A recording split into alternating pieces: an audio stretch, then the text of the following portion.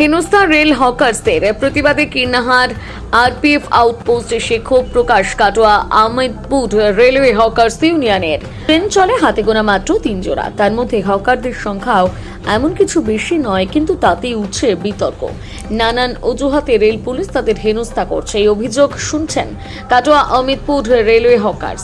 আর এবার সেই অভিযোগের ভিত্তিতে রবিবার সকালে কীর্ণাহার রেল স্টেশনের আরপিএফ আউটপোস্টের সামনে হাজির হয়েছিলেন কাটোয়া আহমেদপুর রেলওয়ে হকার্স ইউনিয়নের শতাধিক সদস্যরা।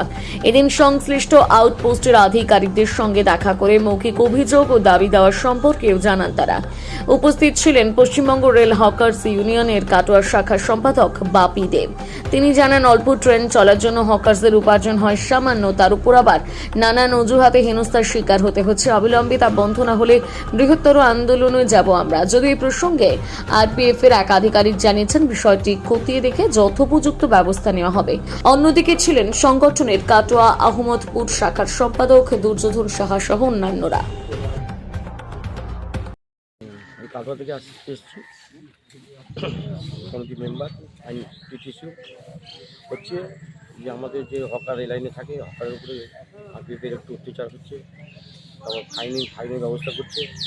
এবার আমরা চাই যেন সুস্থভাবে সব হকার করতে পারে, যেন আরপিএফের অত্যাচার বন্ধ হয়।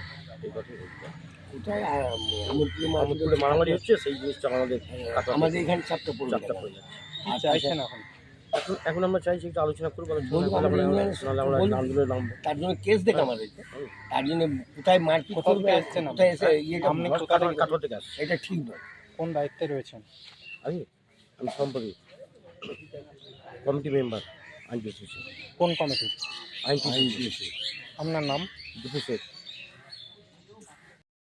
হয়েছে দিন 10 আগে এই কিন্নার স্টেশনে রেল হকারদের ধরে পাঁচজন ধরার পরে যখন আমার কাছে ফোন আসে, আমি ফোন করে বলছে যে আমাদের কাছে খবর আছে হকাররা গন্ডগোল করেছে, হকার ধরে ফাইন করতে হবে।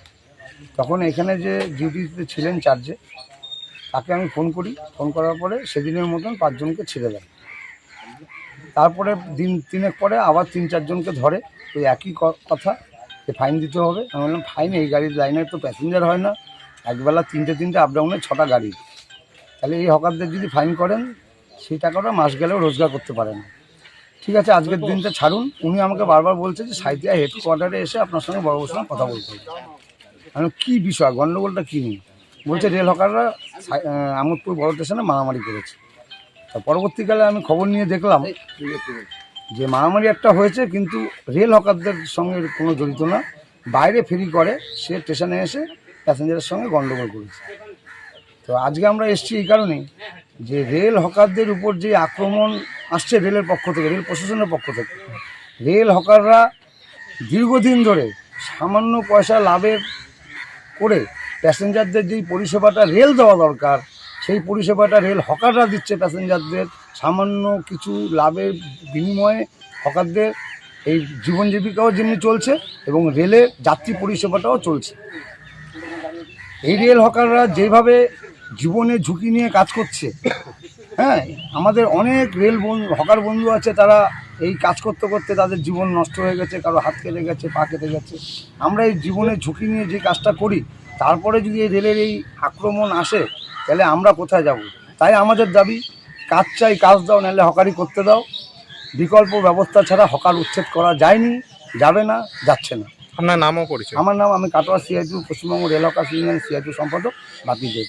আজকে কোথায় ডেপুটেশন দেবেন? আজকে আমাদের ডেপুটেশন কর্মসূচি নেই, আজকে আমরা কিনারে এসেছি সে যে চার্জে আছে তার সঙ্গে কথা বলতে।